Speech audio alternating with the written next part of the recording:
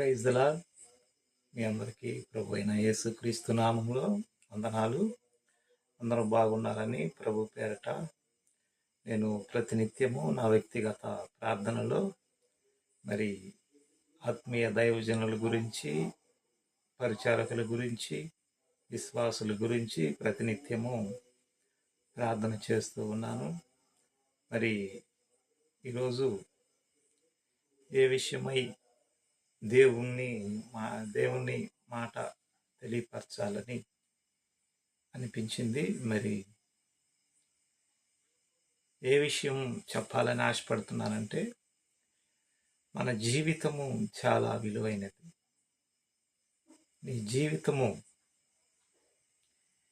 ఇక్కడ ఈ భూమి మీద ఎన్ని రోజులున్నా, ఎన్ని సంవత్సరాలు బ్రతికినా చావు అనేది ఒకటి ఉంటుంది. చనిపోయినప్పుడు మనం ఎక్కడికి వెళ్తాం? మరి చనిపోయినప్పుడు ఏ దేవుని దగ్గర ఉంటాము అనే ఆలోచన కూడా లేకుండా ఈనాటి కాలంలో చాలామంది మరి దైవ సేవకులు కావచ్చు, విశ్వాసులు కావచ్చు, పరిచారకులు కావచ్చు, వ్యక్తిగతంగా మనం ఆలోచన చేసినట్లయితే ఎవరికి వాళ్ళే ఆత్మీయ జీవితం ఎటుపోతుందో మరి ఆలోచన లేకుండా ఇష్టానుసారంగా జీవిస్తున్నారు. కారణం, నాకు ప్రజలు కావాలి, సంఘాలు కావాలి, లేక ఇంకొకటి కావాలని ఆశపడుతూ ఉంటారు. కానీ దేవుని చెప్పిన మాట ఏదైతే ఉందో, నీవు నన్ను వెంబడించు, అప్పుడు నేను నీకు సమస్తము చేసి పెడతానని దేవుడే వాగ్దానం ఇచ్చాడు. కానీ మనమేమి చేస్తున్నామంటే,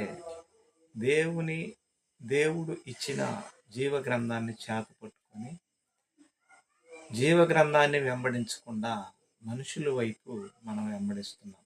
అది ముమ్మాటికి తప్పు.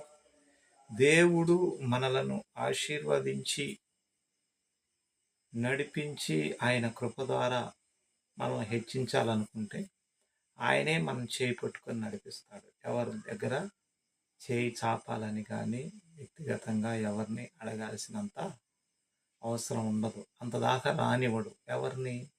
దేవుణ్ణి నమ్మిన వాడిని, జీవగ్రంథాన్ని వెంబడించే వ్యక్తులను దేవుడు ఒకరి దగ్గర చేయి చాచే విధంగా దేవుడు ఎప్పటికీ చేయడు.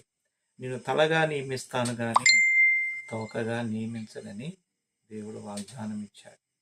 దేవుని వాగ్దానము ఇంతకాలము కూడా నిరర్ధకము అయినట్లుగా ఎన్నటికీ భక్తుల జీవితంలో మనం చూడాలి.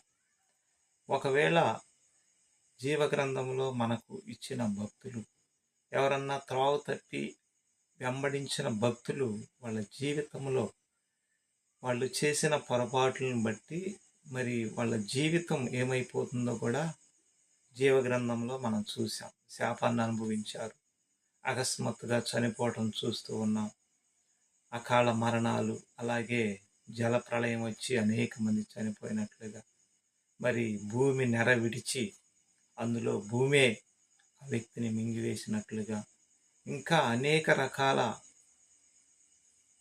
రకాలటువంటి మరి శిక్షలు దేవుడే జీవగ్రంథంలో రాయించి పెట్టాడు. అయితే జీవగ్రంథాన్ని వెంబడిస్తున్న మనము ప్రతినిత్యము మన హృదయము దేవునితో అంటుకట్టబడి ఉండాలి.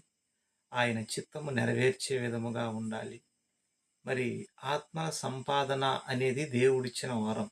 ప్రతినిత్యము ప్రార్థనలో కూర్చొని, ప్రభువా నీ బిడ్డలను రక్షించమన్నావు కదా, నా కోసం కల్వరి శిలువలో ప్రాణం పెట్టి తిరిగి లేచి, నా కుమారుడా ఇదిగో నశించిపోతున్న బిడ్డలను రక్షించమని నేను నీకు తోడై ఉంటాను అని నీవే నాకు వాగ్దానం ఇచ్చావు కదా. మరి నీ కృపను పొందుకున్న నేను మరి వ్యర్థంగా తిరగటం నాకు ఇష్టం లేదు. మరి నీ చిత్తం చేయాలని ఆశపడుతున్నాను కదా. ఇదిగో నీ కృప నాకు తోడయించి, ఇదిగో నీ సేవా పరిచర్యలో ఎంతమంది ఆత్మలను నీ వైపు నడిపించాలని ఈ ఈ ఈ జీవిని నన్ను సృష్టించినందుకు మరి నా జీవితం ద్వారా ఎంతమంది బిడ్డలను నీ వైపు ఆకర్షింపజేయాలని నువ్వు ఆశపడుతున్నావో అంతమంది బిడ్డలను నీ వైపు నడిపించమని ప్రతి ఒక్కరు కూడా దేవుణ్ణి ఈ విధంగా అడిగితే దేవుడు తప్పకుండా మనుషులను ఇస్తాడు. ఎందుకంటే నశించిపోతున్న ఆత్మల కొరకు దేవుడు పరలోకము నుండి భూలోకానికి వచ్చాడు. వాడు ఎట్టబోతే నాకేంటి, వాడేమైపోతే నాకేంటి అని దేవుడు అనుకోవాలి. ఆయన సృష్టించిన సృష్టి విధానమును చాలా క్రమముగా, పద్ధతిగా, యథార్థత కలిగి ఈ సృష్టిని సృష్టించాడు. ఆయన స్వరూపాన్ని మనకిచ్చాడు. దేవుడు చాలామంది అంటూ ఉంటారు, దేవుడు ఉంటే ఆయన రూపాన్ని నాకు చూపించు అని చాలామంది అంటూ ఉంటారు. కానీ ఆయన రూపమే మనలో ఉందన్న గ్రహింపే చాలామందికి లేదు. నువ్వు మరి భూమి మీద మానవులు అనబడిన వాళ్ళు అనేక రూపాలుగా ఉన్నారు కదా అని అనుకోవచ్చు. మనిషిని పోలి మనుషులు ఉండవచ్చు. ఒకే రూపము ఈ సృష్టిలో మనుషులకిస్తే ఇక ఒకరిని గుర్తుపట్టలేక నీ యొక్క ఫ్యామిలీ మరి వాళ్ళ ఫ్యామిలీ అనేది తెలియదు కనుక మనుషులకు రూపాలు ఏర్పరిచి ఈ సృష్టిలో నియమించి నడిపించాడు.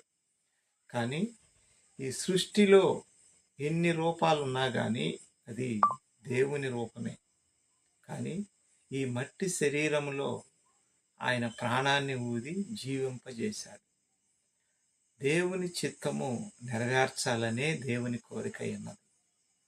ప్రియమైన సహోదరుడా, ఈ లోకములో మనం మరణించక ముందే దేవుని చిత్తమేదో తెలుసుకొని ఆయన చిత్తము నెరవేర్చే వారిగా ఉండాలని ఆయన కోరిక. నిన్ను సృష్టించిన నన్ను సృష్టించింది ఆయనే గనుక ఆయన మాట విని మనం ఏవైతే చేస్తామో దేవుడు సంతోషపడతాడు. తండ్రి సంతోషపడితే కుమారులుగా మనము సంతోషపడాలి. కానీ దేవుని సంతోష పెట్టకుండా మనం ఈ లోకములో ఆస్తులు, పొలాలు, రకరకాలైనటువంటి భూ సంబంధమైనవి ఎన్ని సంపాదించినా అది వ్యర్థమే. ఒకనాడు ఈ లోకము విడిచిపెట్టి మనం వెళ్ళవలసిన వారమే. కానీ అన్న వస్త్రాలు కలవారై ఉండుడి అని దేవుడే చెప్పాడు. బ్రతకటానికి ఆహారం అవసరం, మరి సిగ్గు కప్పుకోవడానికి వస్త్రం అవసరం.